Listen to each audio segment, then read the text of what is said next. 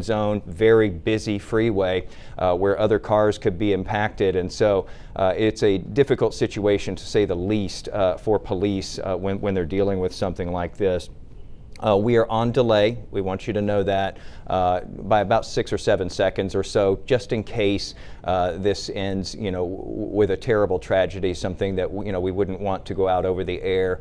But you're seeing this as close to real time as we can put it out as we're here on the air right now. Again, southbound 635 right now. All of these drivers, by the way, being put in danger by this person who is behind the wheel of this gray car. We don't know at this point how many people are in that car, and we don't know if this is a man or a woman. Not a lot of details right now, only that they believe that this is a stolen vehicle that Mesquite police are chasing and have been chasing now for almost 40 minutes after identifying it as stolen. We're still working on figuring out the origins of this as to how they determined that this car had been taken. We don't know if it was taken violently. We don't know if they just identified it in a traffic stop. We don't know what happened there, but it shows no signs of ending, at least at this point, and now we're headed back again to where this all began in Mesquite. It's hard to tell how many police cars are behind this car that is being chased, but that lead car has been keeping up with it pretty much the entire way as we've been heading up and down 635. Interesting route that this person chose to take.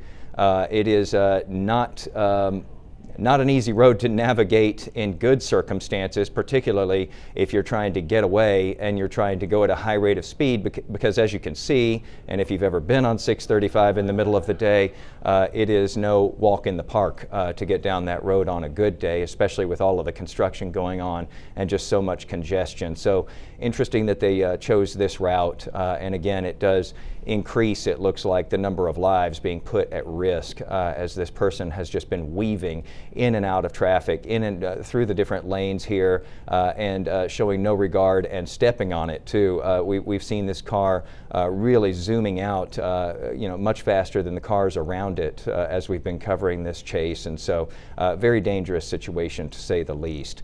And we just see a continuation of this. If you're just now joining us, by the way, a few minutes ago when we were on the other side of that freeway, this driver almost lost control of that car. In fact, did lose control just briefly and ran into the retaining wall there on the side, on the right side of the car, and sort of bounced around off the side of the wall, skidded off the wall, and sort of continued like a pinball down the road, didn't lose total control of the car, and it was going at a pretty good clip at that point, as it appears to be doing right now as well. We don't know how fast this is, but you can just judge relative to the other vehicles that they are putting that pedal down for sure. A lot of 18-wheelers out there, a lot of cars moving along who have drivers in them who have no idea what is coming up behind them here, and then police are also having to make their way around, and it looks like at least temporarily here that car just lost the police for just a moment, sort of trapped them behind some other cars, because obviously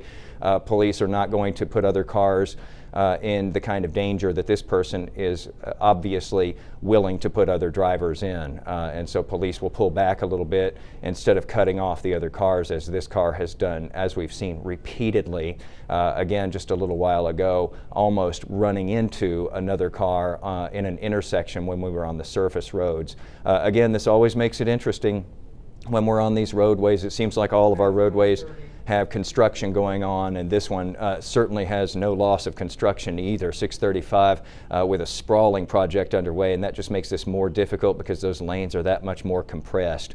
We are now passing back over I-30. So just to give you your bearings, if you look at a map of Dallas-Fort Worth, you look to the east of Dallas. I-30 is running east to west there. 635 is the loop that comes down and meets it. That's where we are right now, and we're on 635 headed south. We've now passed across I-30 here, and we are continuing south on 635. Looks like this person has all the lanes to themselves here. There we have another car as police continue to give chase. One of the difficulties for police here is sometimes, when there's some consistency in what they're doing, police can, get out in front of this, take a different route, clear out some areas. This is the town center area there in Mesquite, if you're familiar with that. Very busy area, even on a weekday, and just pulled a fast one there on police, and did a very ill-advised move across to take that exit there near town center, and it looked like they lost the lead car. It looks like the lead police car, was stranded there on the freeway, and obviously wasn't going to do something as stupid as this driver just did and get over at the last second. So we got other police cars now joining the chase. You just saw it looked like an SUV coming through the grass there. So there's no shortage of cars in pursuit of this car, and there we go on the wrong way lanes. It never takes too long in these cases as the drivers get more and more desperate. They're willing to risk more and more people's lives and go into the wrong lanes of traffic, as we just saw back there at that last intersection, and looks like they are just zooming along on these residential streets.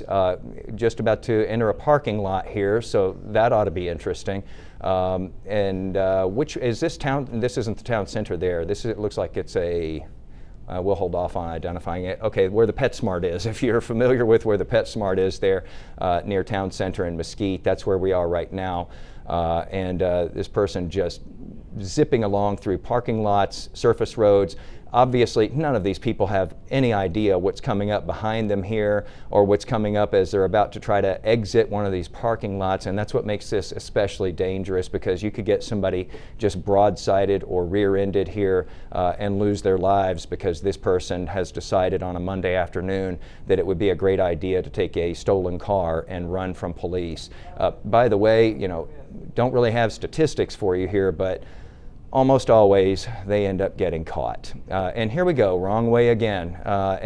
This just adds to the charges, by the way, too. That's the stupidity of it, in addition to the fact that they are, so willy-nilly about other people's lives out there. The charges that they get to face, they're just racking them up here with all of the different maneuvers that they're doing, including going the wrong way into traffic and obviously risking their own life. Can you imagine, by the way, being one of these other drivers? You're out there, maybe you just had a late lunch, maybe you've headed out to go pick up the kids, and you are driving along peacefully, and you've got this bullet of a car just coming down the roadway at you. And I hate to see curves in this road here too, because that means people might not have a warning that this thing is coming right at them, and those are always the deadliest crashes, when you get those head-on collisions. So thankfully they've gotten off of that, and we're headed now, it looks like, through some residential streets here, which is another worry too, because we know so many kids are still out of school right now. You don't know if kiddos might be out playing right now, and nobody is expecting this to come roaring through their neighborhood at 1:54 in the afternoon on what is otherwise a normal Monday. Thankfully, it is extraordinarily hot outside, so hopefully we don't have too many people who might just be walking out in front of this thing in that residential neighborhood. I'll admit, they've totally lost me on where we are streets-wise. I just know that we're in the Mesquite area. Okay, we're on Town East Boulevard here, and it looks like we're headed back toward the freeway now, possibly. Boy, it's almost like a crazy eight here, almost like an infinity symbol, just, taking you in every which direction, and imagine the police trying to keep up with this thing as well. Heading south, okay, so we're heading south on Town East. Didn't look like he had a green, I say he, we don't know if it's a he or she, didn't look like he or she had a green light there in that intersection as they just blasted right through it, as well as someone else was turning. Again, that's several close calls that we've seen now. That's several wrong way driving incidents going on as we've been watching this car that has been on the run from Mesquite police now for 40 minutes or so, 45 minutes now. As we were saying earlier, a lot of departments will back off. In Dallas, it just depends on the severity of the crime, but it's got to be something pretty substantial for police to give chase to a car like this, because you have such a risk to other people's lives out there as this person just gets more and more desperate and makes moves that are just ridiculously dangerous. Again, coming around that curve, easily could have gone straight into one of those houses there because the driver lost control there because they're going so fast in this residential neighborhood on streets that were not designed for this. They went into the oncoming traffic lanes again, just went right by another truck there. We're on the I-30 service road now, right there near Town East in Mesquite. Mesquite, by the way, if you're just joining us, is where this all started in the first place. Police have identified this as a stolen vehicle. I'll repeat what we said earlier. We don't know how they identified it as a stolen vehicle. We don't know if they got a call for that, if there was a crime associated with that that just took place. We don't know if they were doing a traffic stop or routine patrol. We don't know how they identified this as a stolen vehicle, but that's what they've identified it as. And it appears that the person who is behind the wheel here knows that they've got some real trouble if they end up with a set of handcuffs on, and so they are doing everything they can to avoid that eventuality right now. And here we go back into the thick of construction as they are, it looks like getting close to possibly getting back on I-30 here. Again, this started in Mesquite, went all the way up 635, all the way to Royal. Then this person got off, and decided to make it a round trip and go all the way back to Mesquite, and that's where we are right now. Looks like we have dumped off now of the access road, and our southbound Gus Thomason in Mesquite. Got some good help here. Southbound Gus Thomason in Mesquite, major road there, which again, if you're familiar with that area, is probably going to have quite a few vehicles on it, even at this time of the afternoon on a Monday. Now we're going over the concrete median.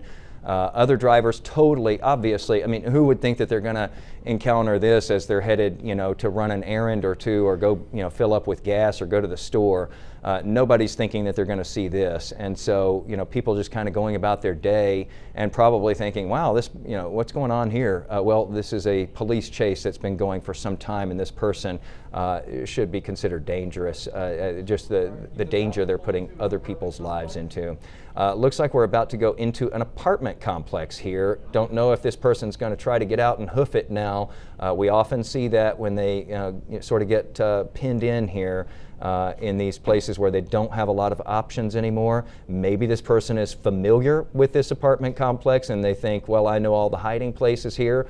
So this is where I'd like to ditch this car and get out. It looks like they just went over a speed bump there too, so that complicates their matters a little bit more too. And you can bet that police are swarming into every entrance of this parking lot here, and so the options are going to start to get real limited. We have come to a stop. We don't see a door open yet though, so police have no idea what they're dealing with this person inside this car who has been totally fine with, possibly ending other people's lives in this entire situation. So they don't know, is this person armed in there? Is there more than one person in there? Is there someone in there who's being held? They don't know. And so this is one of the most dangerous things for police, to have to now approach this car, which at any moment could become active again, and they just proved that. We're active once again. This is the Places Apartments at Town Crossing. They're in Mesquite. As I told you, police swarming in from every entrance, but this car just navigating that, making its way through. I wonder if they stationed somebody at the front here. As you see somebody scurrying over near that dumpster too. It's just a bad place to be caught up right now. But police getting out of the way of this, they don't want to necessarily be involved in a crash with this person, but this is the best opportunity so far that we've seen in this 50-minute saga for police to be able to stop this car and perhaps apprehend this person. Looks like they just ran into a roadblock there, a truck sort of blocking them off there. Somebody is out of their vehicle. That did not look like a police vehicle. Maybe it was undercover. There goes a stop stick they missed. The driver able to get right past it. You saw that officer throwing out that object. That was intended, that was something that they couldn't do when they were out on 635 because of the risk to everybody else and the fact that this person was just all over the place. But the stop stick missed. It came up short. The driver able to skirt it to the right and then continue on. There we see Fuzzy's Tacos. Again, this is near the Places Apartments there, Town Crossing in Mesquite. and it looks like we're headed back out onto the roadways once again. That was a big missed opportunity, unfortunately, for police there to try to bring this thing to a close without other people having to be endangered by this person behind the wheel who, you know, it's just shameful, the danger that these people are willing to put all of the rest of us in. Westbound Town East Boulevard. We're on westbound Town East Boulevard now, and picking up speed once again. Looks like they sort of lost control there of the car again, but got it back. Earlier we were going eastbound on Town East. Now we're westbound, and this person is just, you know, drawing circles around the Metroplex right now, you know, trying to make sure that police do not catch up with them. Don't know how much gas they started with. But again, we've seen some pretty high rates of speed. We're about 50 minutes into the drive. Hopefully they didn't have a full tank before they started this, because everybody wants to see this kind of thing come to an end, and not in a tragic way, because, you know, that could be you, that could be me, driving along right next to, you know, this person who obviously doesn't care whether all the people around them live or die with the maneuvers that they're making out there. And again, just adding to all of those charges that will eventually be racked up. As I was saying, you know, I don't have hard numbers for you, but most of the time this doesn't end well for the driver. Almost always they do not get away. They do end up getting taken into custody. This is our chopper following this. You can bet that we have company up there in the air. It is very rare for these cars like this to get totally away and to you know, outfox the police and walk free at the end of the day. This is northbound Motley Drive near Eastfield College. All right, we're at northbound Motley Drive, yes. Near which? Eastfield College. Oh, we're near Eastfield College now. Okay, so if you're familiar with that area at all, we're on Motley near Eastfield College as this car just continues to speed along. Obviously, as we said, this started in Mesquite.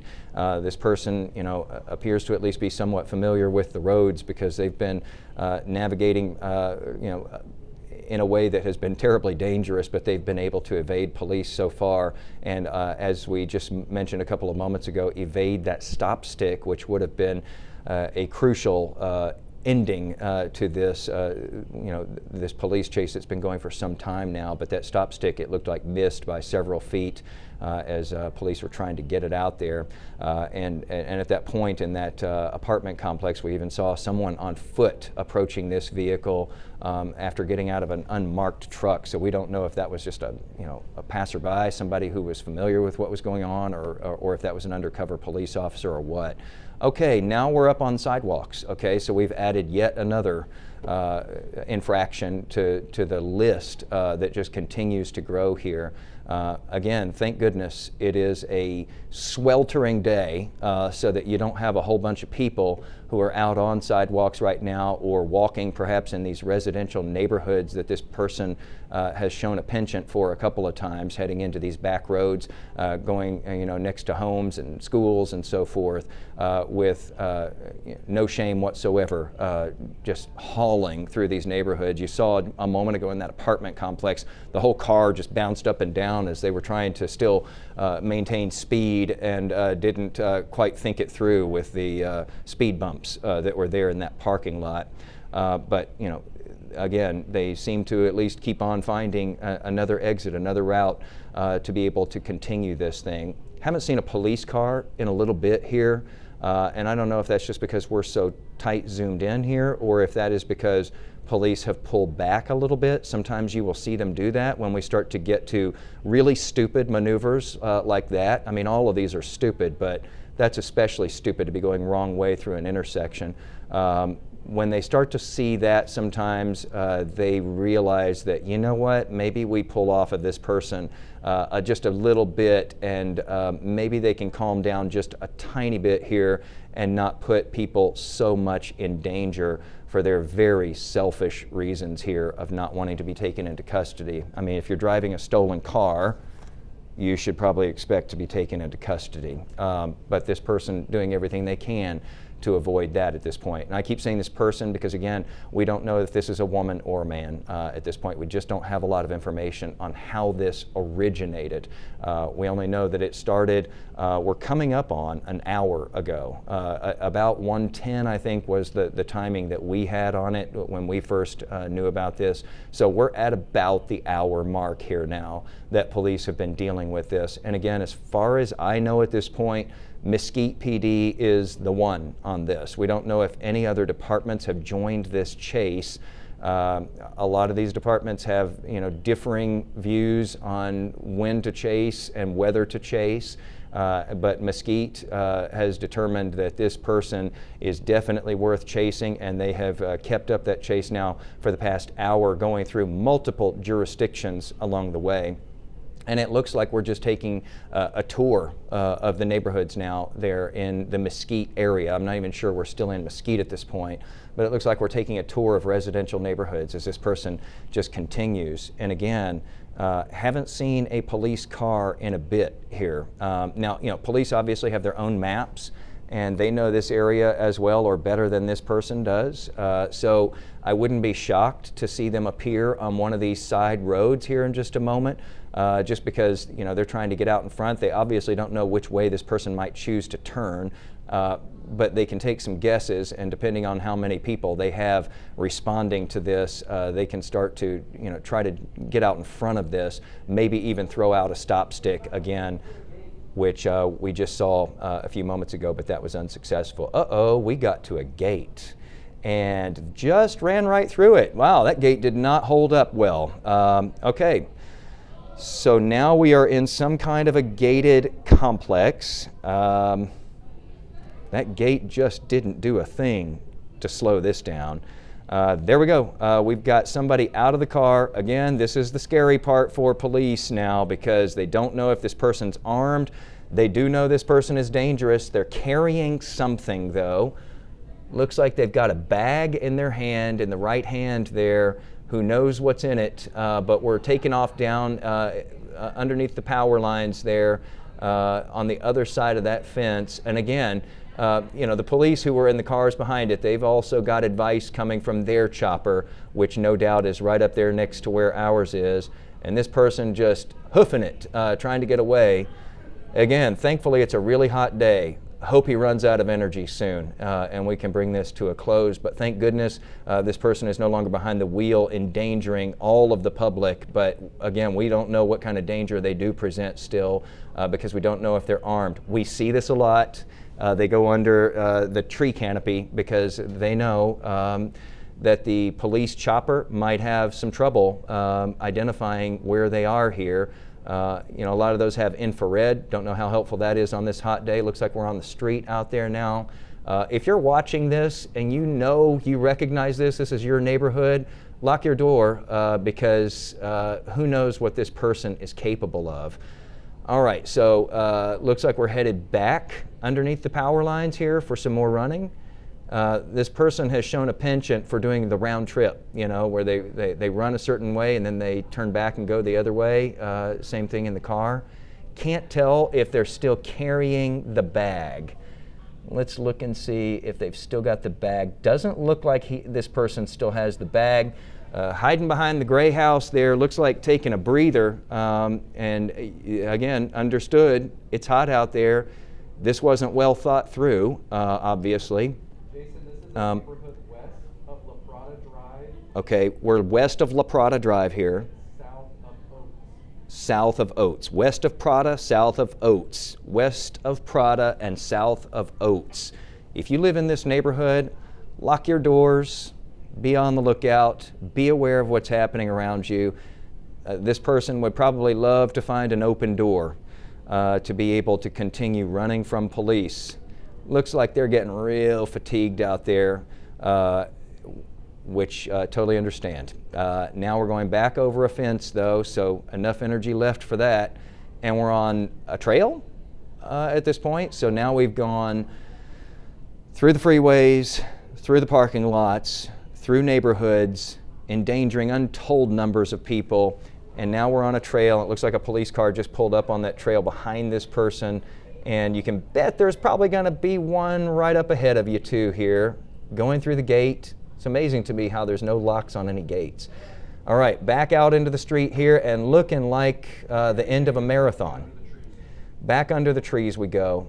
And again, this makes it really hard for police who already have a hard job. You can see them arriving on foot as well. You can bet there are some on the other side as well. So there's no shortage. There's one U and a whole lot of police officers.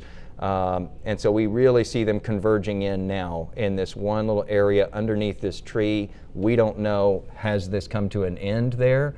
Right at a little bit more than an hour. A little bit more than an hour it has taken us to get to this point, whatever this point is, underneath this large tree here, for a police chase that started with a stolen car in Mesquite, went up and down 635 all the way to Royal and back, went through tons of neighborhoods, had several near misses with other cars, went the wrong way, went up onto sidewalks with that car, went through parking lots with that car, endangering people around them the whole way. And now here we are with some kind of, looks like culmination underneath this tree, but maybe not, because now we see that police car pulling away again.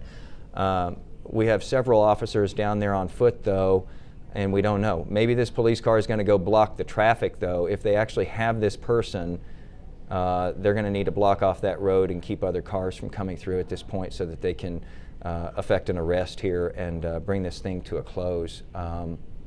But that's not clear right now. They're still allowing traffic through, so this is an odd situation here.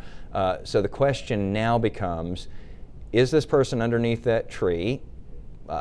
If I had to guess, I would say probably not if you have all of those officers standing out there by the pavement. Is this person possibly in a house? Do they have no idea where this person has gotten away to? Don't know. A lot of confusion out there, but we do see that there are now multiple agencies.